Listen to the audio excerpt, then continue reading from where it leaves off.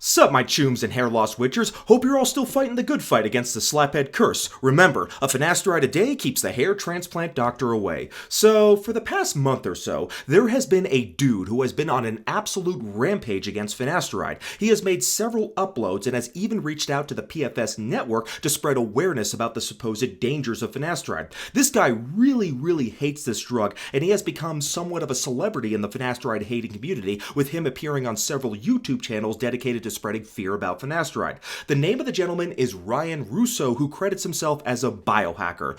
What is a biohacker exactly? Well, shit, I don't know. I think they are a sub-community within the online manosphere who push supplements and programs which they claim can enhance strength and cognition, and usually the things they push are pseudo-nootropic cognitive enhancers that are backed only by anecdotal evidence and maybe a couple of weak rodent studies at best, so I don't take them very seriously. So anyways, Ryan has uploaded a lot of videos claiming that he has post-finasteride syndrome, but what's curious about this claim is that he has never even taken finasteride once in his entire life. What he used instead is a supplement called Gorilla Shroom that is sold by the Delt Lord himself, which contains the active ingredient lion's mane mushroom, which is an edible mushroom that has been used in traditional Chinese medicine and also may have some beneficial neurological effects. But his reasoning as to why it caused him post-finasteride syndrome is because supposedly lion's mane is a 5-AR blocker like finasteride, so therefore using lion's mane causes post-finasteride syndrome or something like that. Anyways, people have been demanding that I respond to his videos, which is really quite confusing to me because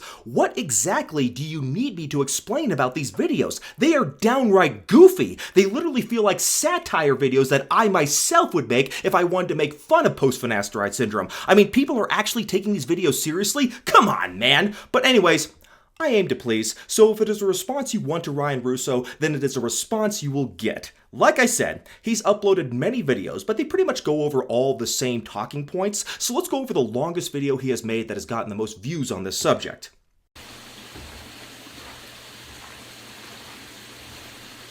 Alright guys, I just wanted to, I don't even know how to start this, just thank you from around the world for all the love. It's not been easy, and I'm speaking for more than just myself, obviously, during this.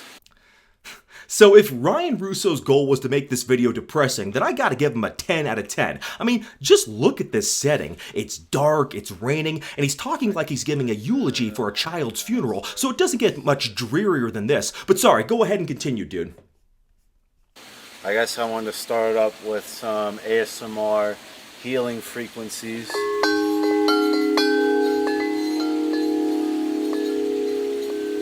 Thank you for that, Ryan. I can already feel the post-finasteride syndrome leaving my body. I don't know where to begin.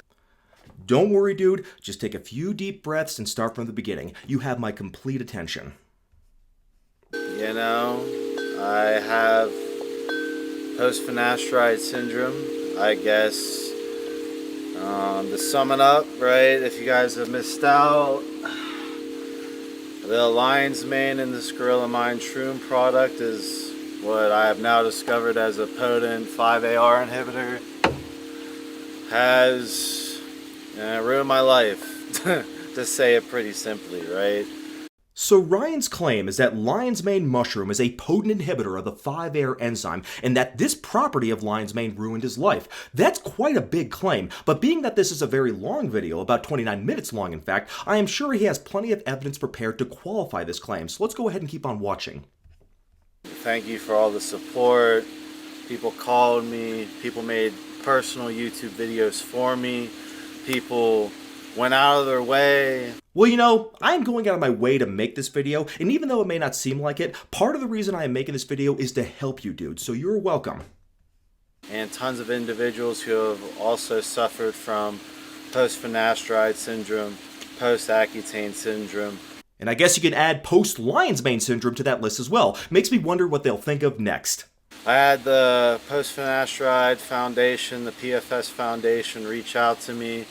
Of course they did, but let me ask you, Ryan, do you really think they care about you and your struggles, or do they see you as just a useful idiot to advance their own agenda to fundraise money? If you weren't a popular YouTuber, do you really think they'd give a shit about you? Somehow, I doubt it. This is not PFS. I'm not really sure what he means here, but I'd agree. It isn't PFS because PFS isn't a real condition. But even if it were a real condition, this still wouldn't be PFS because PFS stands for Post-Finasteride Syndrome, and you never use finasteride. You took lion's mane, which is a delicious, savory tasting mushroom that has been eaten for thousands of years without any issues until now. I took the recommended dosage of this product, which had 3.2 grams of lion's mane and gorilla shroom. So he says he took 3.2 grams of lion's mane. Let me tell you guys, some of you already know that I am a proud vegan soy boy, and lion's mane is a fairly popular meat substitute in the vegan community due to its very savory taste. Some people have even used it to create steak substitutes, and personally speaking, I think it is a very delicious mushroom, and I have consumed large quantities of it. One of the reasons it works well as a meat substitute is not just because of its savory taste, but also its heftiness. In fact, just one lion's mane mushroom weighs about 9 grams, so that's nearly triple the amount found in one dose of the supplement, and a dish containing lion's mane as the active ingredient can easily have several of these mushrooms. So it is really perplexing to me how this tiny quantity of lion's mane mushroom ruined this guy's life, considering just how popular lion's mane mushroom has been as a food source for so many centuries, if not millennia. Hell, I even saw some fresh lion's mane mushroom for sale at Whole Foods today. Also, he's blaming everything on lion's mane mushroom, even though this gorilla shroom supplement he took has 4 different mushrooms in it, including reishi mushroom, maitake, lion's mane mushroom, and cordyceps. Now, the biggest ingredient is lion's mane mushroom, but one of the other mushrooms in particular is reishi mushroom, which has much stronger evidence of being a 5-AR inhibitor than lion's mane mushroom, and I even made a video about it, which I'll link below. So, I have to wonder why he's so convinced it is the lion's mane mushroom in the supplement causing all of his problems, when the only evidence of it having any effect on the 5-AR enzyme is all totally anecdotal.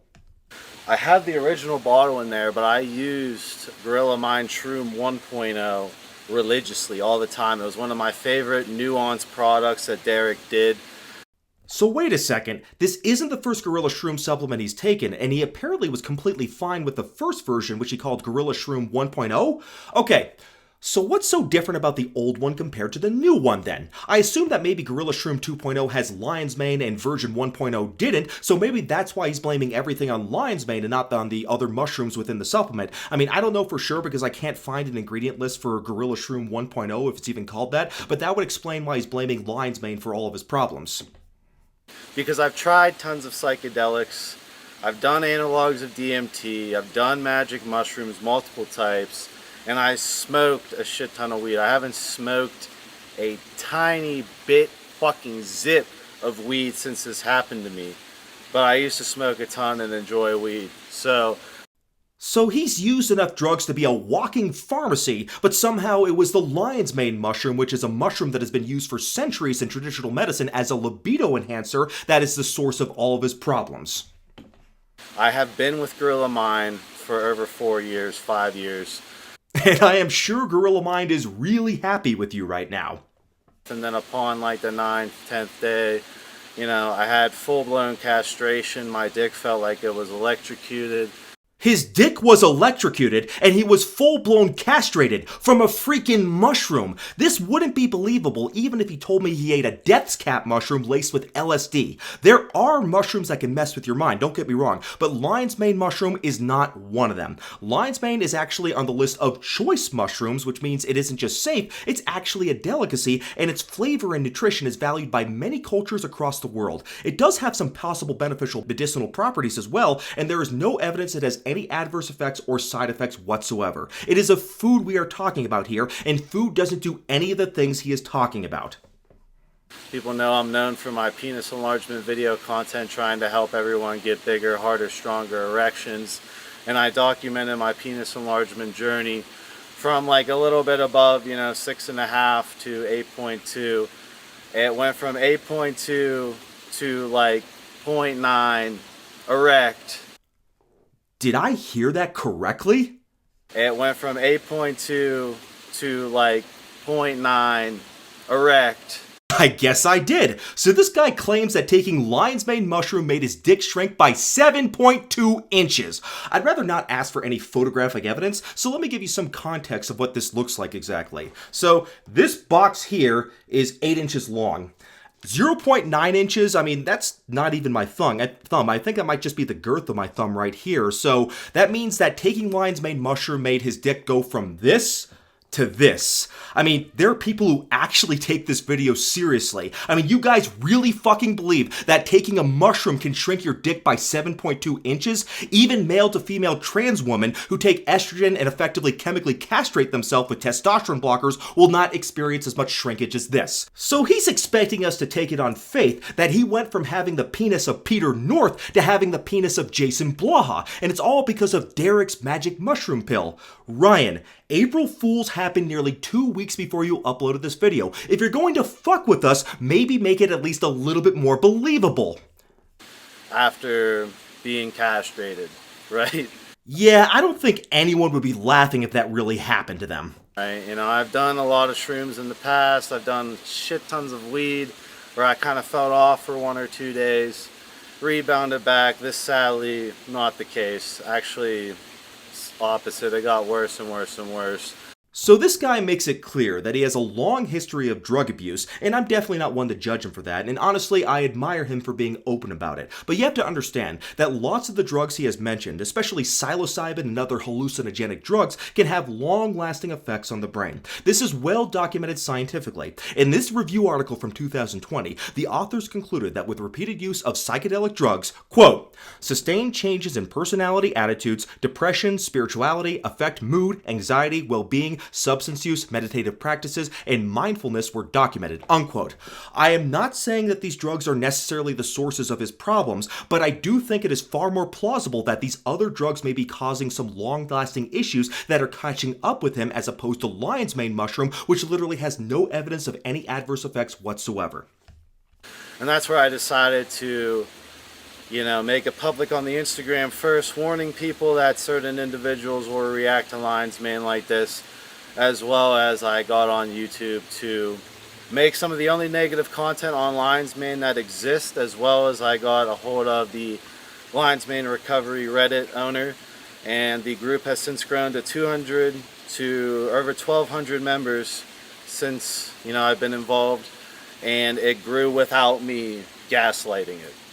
So he says he was the first one to report his problems with lion's mane, and now there is a whole subreddit dedicated to people who are suffering from the alleged adverse effects from lion mane mushroom abuse. Well, what he's done here is effectively recreated what happened with finasteride and post-finasteride syndrome. Finasteride had been on the market since 1992 and was widely prescribed for years without any long-term effects ever being described. It wasn't until the late 2000s and early 2010s that a few people claimed to have adverse effects that persisted after stopping finasteride. But soon, the number of people making these claims exploded on the internet, amplified exponentially by social media and hair loss forums all over. This led to the creation of a supposed new disease known as Post-Finasteride Syndrome, where people who had taken finasteride at any time in their life became convinced that very common problems like erectile dysfunction and depression had to be from finasteride use, even though those are conditions that can be caused by many different factors or can occur just spontaneously. So, by claiming to have prolonged adverse effects from lion's mane even after stopping the supplement, there is apparently now a post-lion's mane syndrome group.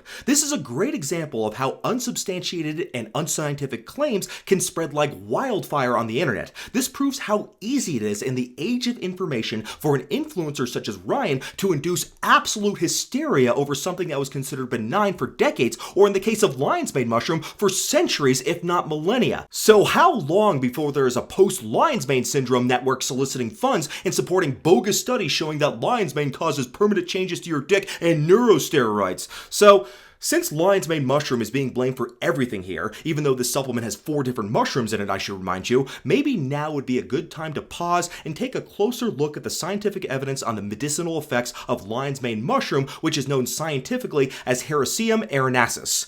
Most of the research on the mushroom has looked at its supposed neurological benefits. The active ingredients in lion's mane mushroom include substances known as hericinone and erinacine, but like any mushroom, there are a lot of other ingredients that could be bioactive. The mushrooms may have neuroprotective effects, and it promotes nerve growth factors as well. It has been studied as a treatment for Alzheimer's disease and Parkinson's disease, but most of the data is just animal research, so nothing is conclusive here. There have been some small clinical studies in using the mushroom as a treatment for mild cognitive impairment and treatment for depression and anxiety. What's important to note, though, is that in the studies and in the history of the use of the mushroom, no significant adverse effects have been identified other than rare food allergies to the mushroom. So if anything, the weight of evidence based on the existing research shows that lion's mane is beneficial for your neurological health, which may be why Derek put it in his supplement to begin with. But at worst, this mushroom is completely benign and won't cause any of the issues Ryan is talking about. So you may be asking, but Kevin, what about the 5-AR inhibiting properties of lion's mane? Wouldn't that give it finasteride-like side effects and possibly even post-finasteride syndrome?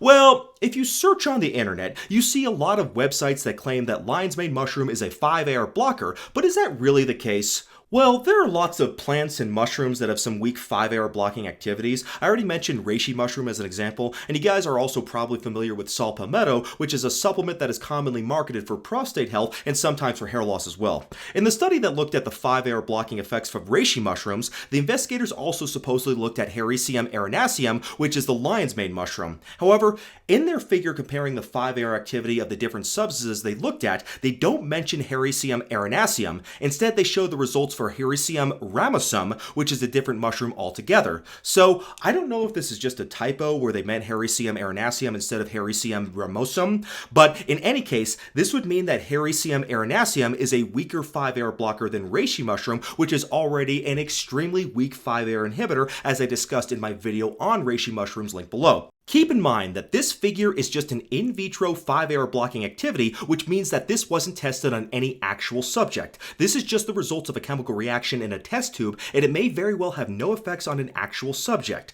This chart here is not showing how much effect these plants would have in vivo, but it does show that even if lion's mane does have a 5-AR inhibiting property to it, it is weaker than reishi mushrooms, which themselves are already very weak 5-AR inhibitors. So, apart from this study, all the evidence that lion's mane is a 5-AR blocker is strictly anecdotal. So there's really not much evidence at all that lion's mane even is a 5-AR blocker to begin with, and if it is, it would be weaker than reishi mushrooms, which is also contained in Gorilla Shrooms 2.0, and reishi mushrooms are already much weaker 5-AR blockers than finasteride. So to think that Ryan got all these side effects and supposedly post-finasteride syndrome from just a few grams of lion's mane mushroom seems downright preposterous.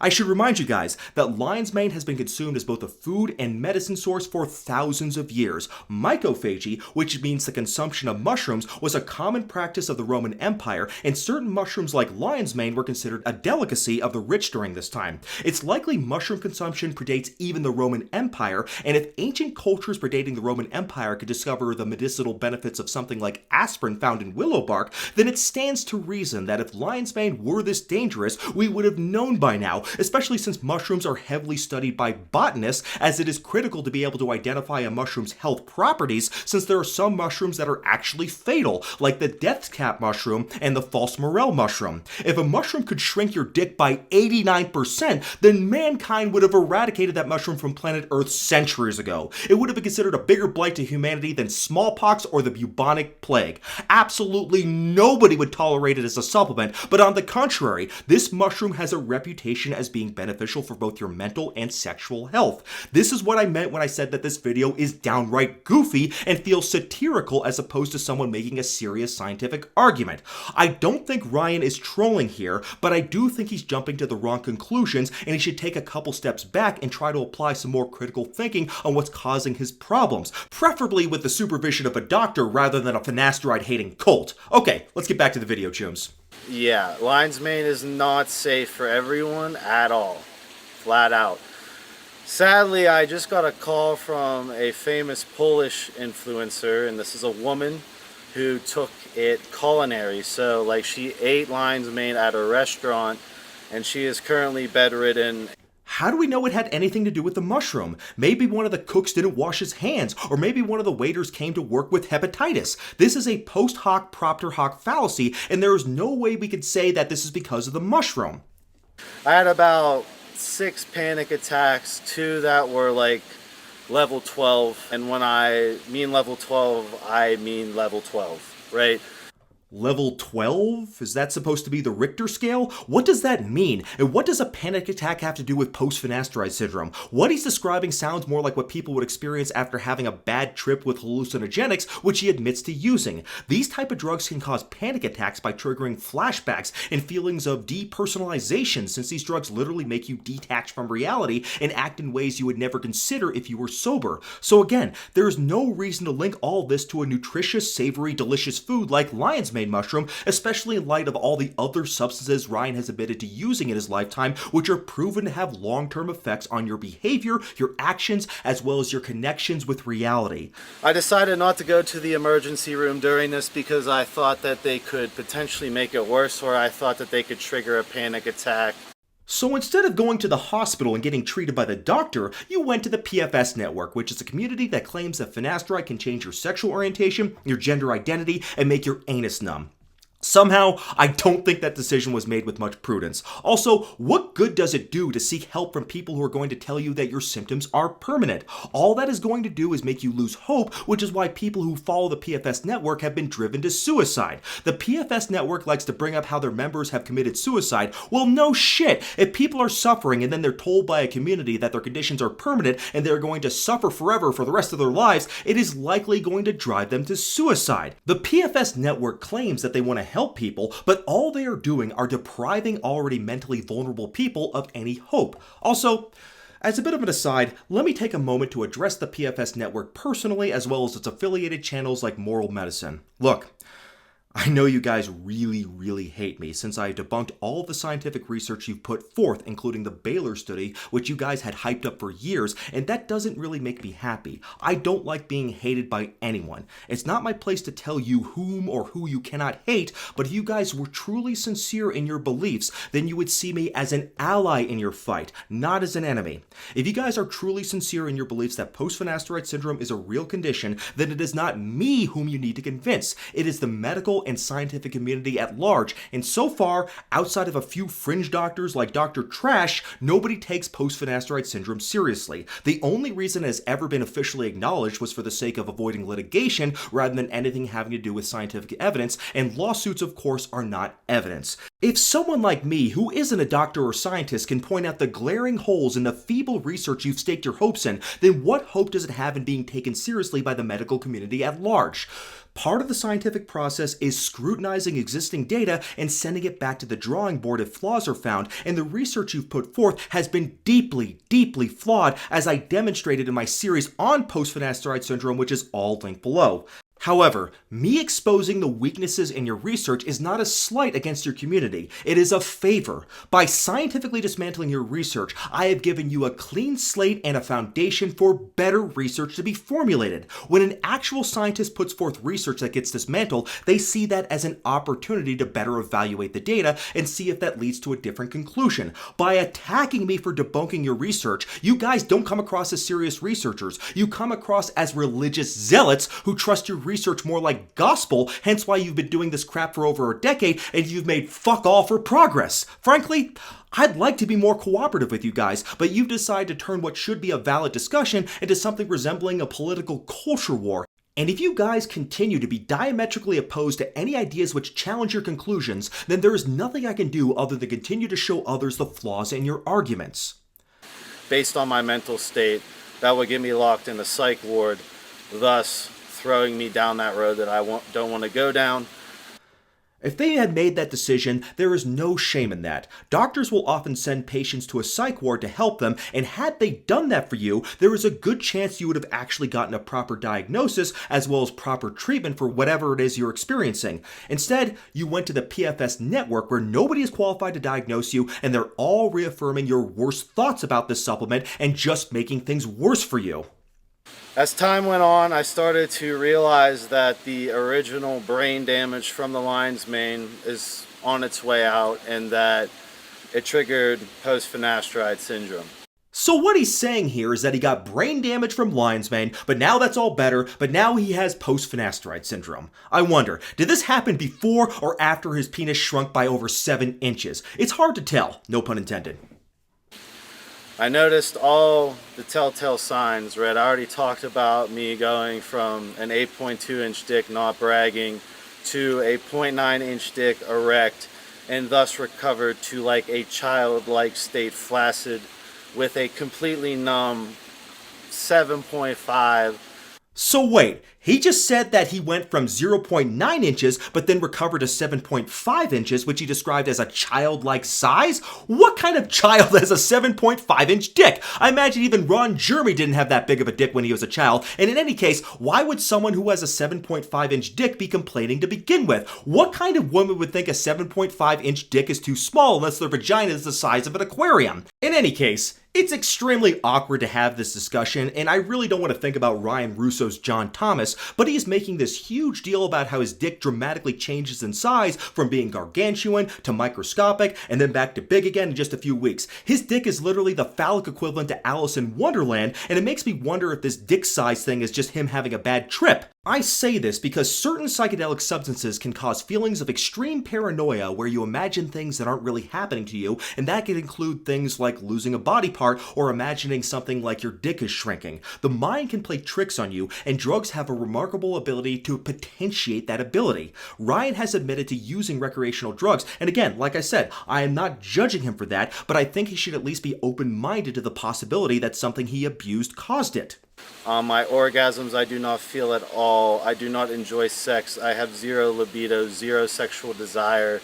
Drugs can absolutely affect your libido. Even things as benign as marijuana, when they are used in high enough quantities, can have an influence on your libido. You have to understand that things like erections and orgasms, they're not just physical occurrences. They're controlled by the brain, and substances that fuck up the brain, like psychedelics, can sometimes cause sexual dysfunction. And since drugs can cause permanent brain damage, it stands to reason that some of these effects can be long-lasting. I hope Ryan does get help for his problems, but he's not going to solve anything if he remains adamant that a harmless food like lion's mane mushroom is the culprit in light of everything else he has taken throughout his lifetime. As far as the side effects mentally go, I have extreme brain fog, extreme memory issues. I have trouble talking. Lion's mane mushroom does not do any of those things. On the contrary, like I already showed, lion's mane mushroom has actually been studied for its nootropic brain-enhancing capabilities, which is probably why Derek put it in the supplement to begin with. I've swallowed the pill that I have PFS. Well, go ahead and stick your finger down your throat and vomit that pill out because it is complete bullshit. You don't have PFS because PFS is not a real condition. Learning to accept the fact that your problems are caused by something other than finasteride, or lion's mane mushroom, that's the red pill here that you should be taking. I'm like, why me? Everything was going good. I finally bought my house. TMI, me and my girlfriend were not good last year, and it was a rough time, and No doubt this would make a good country western song, but all kidding aside, I think you're just depressed, dude. But I don't think blaming all of your problems on lion's mane mushroom is going to solve anything for you. Depression can really fuck you up, believe me, I know. All the things you mentioned, other than your dick becoming insect size, are things that depression can cause, and I legitimately feel bad for you and hope you get some help, but you need to get off Reddit and go speak to a medical professional. They are actually qualified to diagnose you. You need to take a break from social media and just the internet altogether and spend a few good months seeking proper treatment. The longer you're online, the deeper you're going to sink into this PFS rabbit hole, and it's only going to make things worse for you. Everyone, was pitching me towards leaving her, and, you only date your best friend. You only have one best friend one time. He then goes on to talk about his personal life with his girlfriend, but that's a personal subject for him, and I'm not the kind of person to take cheap shots, so we'll skip over that, but I am glad he has a supportive partner. And it's been very difficult. So I can't sleep right. I average 1 to 4 hours, So he brings up sleeping problems, which he attributes to lion's mane, just like all of his other problems, but I have to wonder if perhaps his sleeping issues are more linked to his depression and anxiety, which definitely does cause sleep problems. Factors like depression and anxiety can be entirely psychosomatic. They don't have to be linked to any external substance you're ingesting, but if it's been suggested to him that lion's mane has ruined his life, an idea which has sadly been reinforced by the PFS network who he's communicating with, then it is likely that this affirmation is making the effects of his depression even worse and causing additional problems like sleep disturbances. I do believe it'll get better with time, as well as I will be implementing an attempt to recover out of this. Dude, I want you to recover, and I think you will recover, but you need to talk to a doctor, perhaps multiple doctors, including, and I mean no disrespect from this, possibly you need to talk to a psychiatrist. There is no shame in seeking medical treatment for a problem, and you've been very open about your drug abuse issues in the past, which I admire, but if you keep turning to organizations that have an agenda like the PFS Network, you are never going to get any better. They don't want you to get better since your horror stories on lion's mane mushroom just advances their agenda to fearmonger about finasteride due to lion's mane's theoretical similarities to finasteride, which again have never been proven. If you get better, then they can't use you as a prop anymore, so that is why they want you to keep coming back to them so they can amplify your misery to the public to advance their agenda rather than have you seek out help from someone who is actually qualified to diagnose and treat you. I lost my physique. So he says he lost his physique, and no doubt Ryan Russo is a very fit guy, but I have to say, his physique looks fine here. He is wearing a shirt, but just look at his traps. He has bigger traps than me, and I could deadlift 550 pounds. If he's lost anything from his physique, it's obviously very minor, and it could be due to his lack of motivation due to his depression, and I know how that is. Depression can make your workouts feel like shit, and you have no desire to push yourself hard when you are depressed. Ryan Russo claims lion mane's destroyed his life, so if you feel your life is over, why would you feel any desire to improve yourself in the gym? It just feels like a waste of time under those circumstances. Now, he does claim that he was working out every single day but was still losing muscle mass, and I'll tell you something. I've met a lot of people who go to the gym every day and they often make no progress, and that is because they always half-ass it. Gym frequency doesn't matter that much if you're not pushing it that hard, and if Ryan is depressed and feels like lion's mane destroyed his life, he probably didn't push himself as hard as he did before since he lacks motivation now. I mean, why would he have any kind of motivation if he thinks that lion's mane mushroom ruined his life? It's a miracle he even showed up to the gym at all, quite frankly. Now, obviously resistance training is a stressor on the body. That is not a bad thing, of course, as your skeletal muscles are designed to adapt to stress and get stronger, but anything that is stressful to the mind and body will be cumulative. So if you already have a ton of horrible shit going on in your life, it is going to add to your stress and affect gym performance and gains. In fact, this has even been scientifically studied. In this paper here, the paper concludes that, quote, overall, the majority of the literature finds that the experience of stress impairs efforts to be physically active, unquote. And a lot of that is just common sense. Having a good life makes going to the gym feel more rewarding since it makes it easier to focus on your workout since there are fewer external factors that are distracting from you making gains. Ryan Russo is going through a tough time in his life right now, obviously, so it isn't surprising at all that his workouts have suffered as a consequence of it. So again, my strength was cut in half, and each day I would go to the gym. I had no motivation to go to the gym. I had no euphoria going into the gym. During the gym session, my dopamine signaling is not working, aka I'm not feeling motivated. My mind is elsewhere. It is just sheer discipline at this point. So you heard that. He had no motivation. Motivation is absolutely essential for training. So it is no wonder he lost his gains because he's mentally defeated before he even sets foot in the gym. In my opinion, suffering builds character, and it doesn't get worse than this. So I look forward to myself in the future. Nothing will faze me after this. This is a good sentiment to have, and I agree, but again, you are seeking help from the wrong people because your suffering benefits them, not your recovery.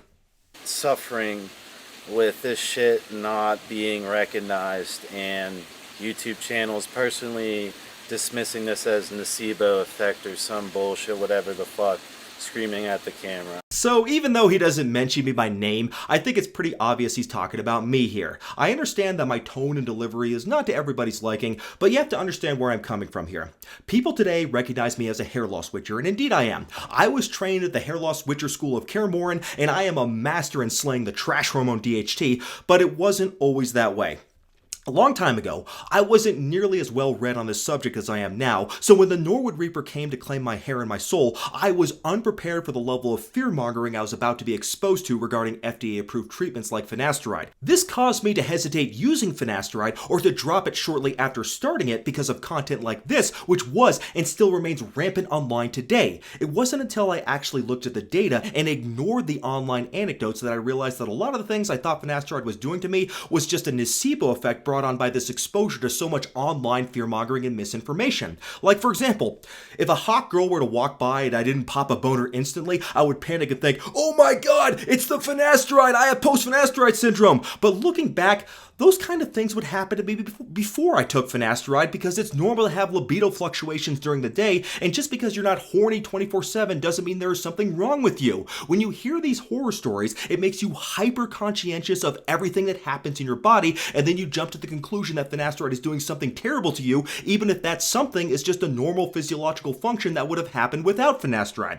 If you constantly worry about finasteride hurting you, it is more likely to happen through a nocebo effect. I know Ryan and other people get really offended when I dismiss their problems as a nocebo effect, but this isn't just a hypothetical idea I am spewing here. This has all been clinically verified, as there is research that shows that people who are informed about finasteride side effects before using them are much more likely to experience them. And I wasn't just informed about finasteride side effects, I was told that the drug would ruin my life, so I got it far worse than the people in the study. So the reason I take a very direct approach with my delivery is because this kind of content is harmful to hair loss sufferers, and that includes myself. If my present self could talk to my past self 15 years ago, I would have never had to spend $15,000 on hair transplants, and I could have just taken finasteride and gotten on with my life. Just thinking about all the people in the world right now who are bald and unhappy because they avoided finasteride when they very likely would have responded well to the drug really makes me upset. Content like this creates far more misery than finasteride ever could.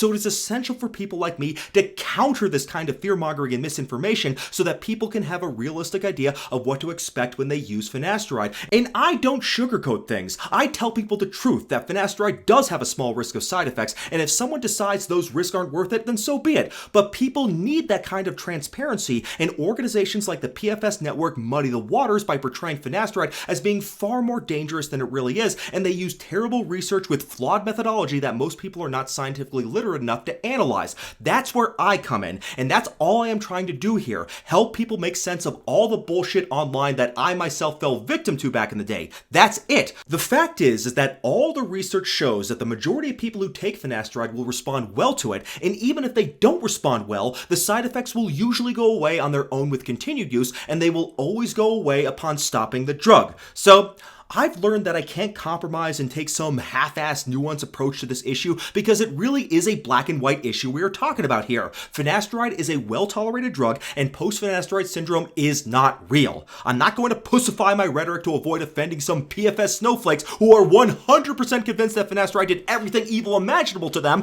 because I know their views are unalterable, and they will get angry every time someone even suggests that maybe, just maybe, their conditions are caused by something else besides finasteride. The reason why the PFS network crowd will never get better is because they have completely closed themselves off to any possibility that they are wrong. Also, like I've already said before, the PFS network doesn't even want you to get better. If you did get better, that would be the worst possible thing for them, because their whole existence is founded on the axiom that post-finasteride syndrome can't get better. If it did, it wouldn't be permanent, and you couldn't call it post-finasteride syndrome anymore. So these people are the very last people on the planet who you should be getting help from. Please, Ryan, go to medical professionals. You may need some psychological counseling or psychiatric therapy. You don't need people telling you you are permanently damaged by finasteride, or lion's mane mushroom. There are tons of people who use these drugs, compounds, and experience no side effects. There are people that use these drugs and then kill themselves after. They don't kill themselves because they have a little nocebo effect. So he's talking about people who have used these drugs and allegedly killed themselves because of it, and he's adamant that there is no way they're doing this because of a nocebo effect. I agree with Ryan that people don't kill themselves because of a nocebo effect, but people absolutely do kill themselves because they have depression, and depression is the most common psychological illness in existence. A suicide itself is a pretty common way to die, as it is the 12th leading cause of death in the United States, and in the year 2020, there were about 45,000 deaths by suicide and 1.2 million suicide attempts. So suicide is obviously a pretty big problem in the world, and depression is what fuels it more than anything. The only silver lining to this is that there are many organizations that will help people avoid suicide, such as the Suicide Hotline, which you can reach by just dialing 988, at least in the United States. But do you want to know what won't help people avoid suicide? It's talking to groups like the PFS network, who will tell you that your condition is permanent and untreatable. Rhetoric like this will rob people of any hope and drive them to suicide. You and the PFS network have mentioned Mark Turner, who was a man who committed suicide after taking finasteride.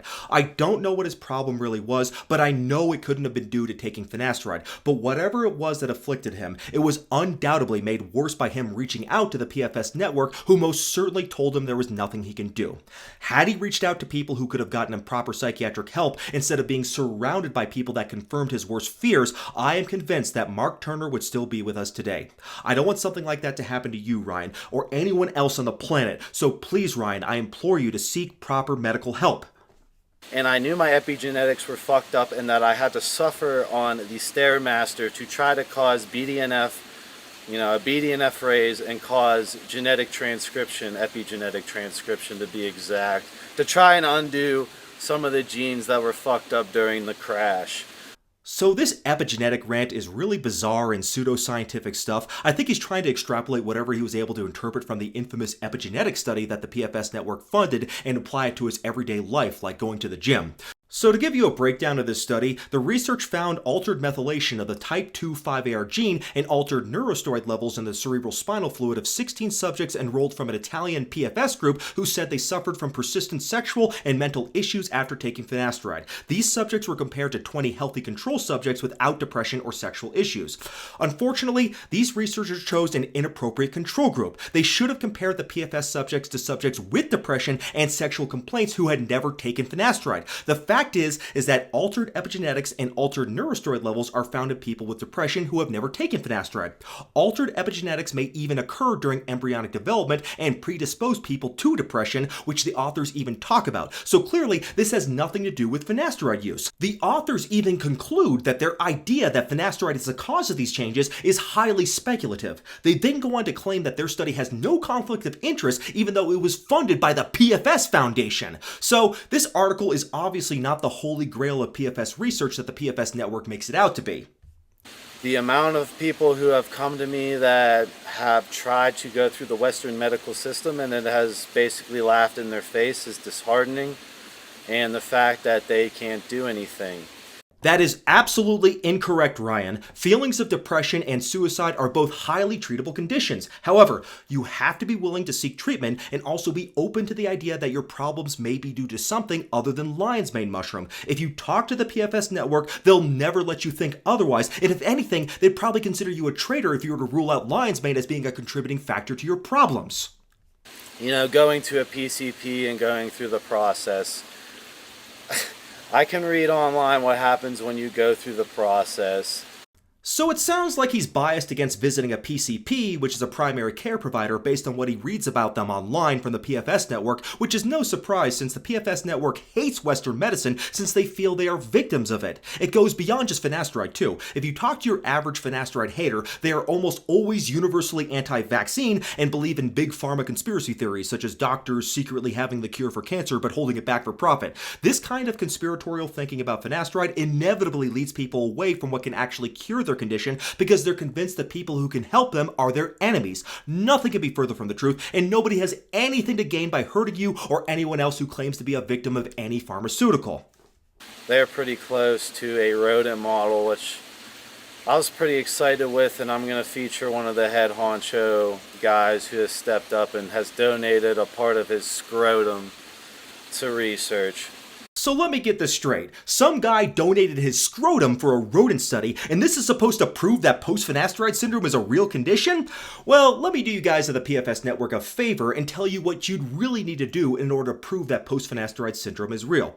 What you need to do is you need to do a prospective randomized controlled study with long-term follow-ups and look at the incidence of persistent depression and sexual issues in the finasteride group versus the placebo group. If the study was well done and there was indeed a difference, that would prove that post-finasteride syndrome was real. However, most likely the actual difference would be that the men taking placebo would end up having a higher incidence of depression because they would continue to lose their hair. No one really seems to care about the incidence of depression and suicide just from going bald, which I'm sure that finasteride actually decreases. I'd be willing to bet my own scrotum that if finasteride were ever taken off the market, the amount of depression and suicide in young men would skyrocket. But I could be wrong. If the PFS network would fund a study like that, we could probably find out, but they're not going to do that because it isn't in their interest to be proven wrong. So I'd recommend, if it is still possible, that this guy returns a scrotum and that the PFS network actually focuses on real research, which I outlined. I did the penis enlargement content. I spread that out to help everyone get better in bed, and now I have a micro penis walking around. Wait a minute, I thought he said his penis grew back from 0.9 inches to 7.5 inches. Who in the hell would consider a 7.5 inch penis to be a micropenis? Even Jennifer Lopez would probably be satisfied with that size. I am really trying to be serious here because Ryan is talking about some very dark subjects like depression and suicide, so I don't want to come across as an insensitive jerk, but when I hear shit like this, it really makes me start to think that this is just a troll video, but I'm going to go ahead and give him the benefit of the doubt anyways and take him seriously. And for everyone wondering the politics behind all of this, I know a lot of you guys have asked for statements and what certain people think. I will keep that private as of right now. This part of the video was pretty weird because I'm not sure what he's talking about. Gorilla Minds, I believe, is Derek of More Plates, More Dates Company, so I don't know if he's talking about getting an apology from him or even suing him, but I don't think that either is necessary because, like I said, lion's mane is just a food you can find at grocery stores. It's not something that Derek brewed in his mad scientist chemistry lab. He literally just took a food with some purported medicinal benefits and then he put it into a supplement. If he has to apologize or get sued for doing that, then you might as well sue Whole Foods for selling lion's mane and then petition the FDA to make it a Schedule III controlled substance, but none of that is ever going to happen because this whole video is fucking bizarre. But let's go ahead and keep on going anyways.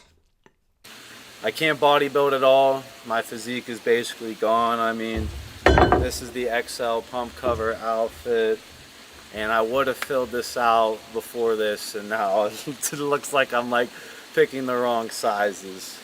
Look, I don't mean to sound like a dick here, bro, but please fucking snap out of it. There have been countless people who have made remarkable athletic achievements in the face of grave mental and physical disabilities. This feels like a level 12 of self-pity, in fact, and frankly, you need to discard this beta blue pill mentality and stop being self-defeating here. You know, Ryan, listening to your story reminds me of another story you're probably too young to remember, because I'm about 16 years older than you, but in 2002, there was a game released called Warcraft III. In this game, there is a character named Arthas, whose nation is besieged by orcs and all sorts of evil vermin. In desperation to save his kingdom, he picks up the cursed blade Frostmourne, which he hopes will grant him power unimagined, but instead, it claims his soul. Did he let that destroy him? No! On the contrary, when he was informed by the Death Lord Mal'Ganis that Frostmourne had claimed his soul, he replied simply with, "I shall make do without one." And with that, Arthas went on to conquer most of the world and became a force so imposing that his very name struck terror in the hearts of mortals. So please, Ryan, be like Arthas. Be a Lich King. Anyways.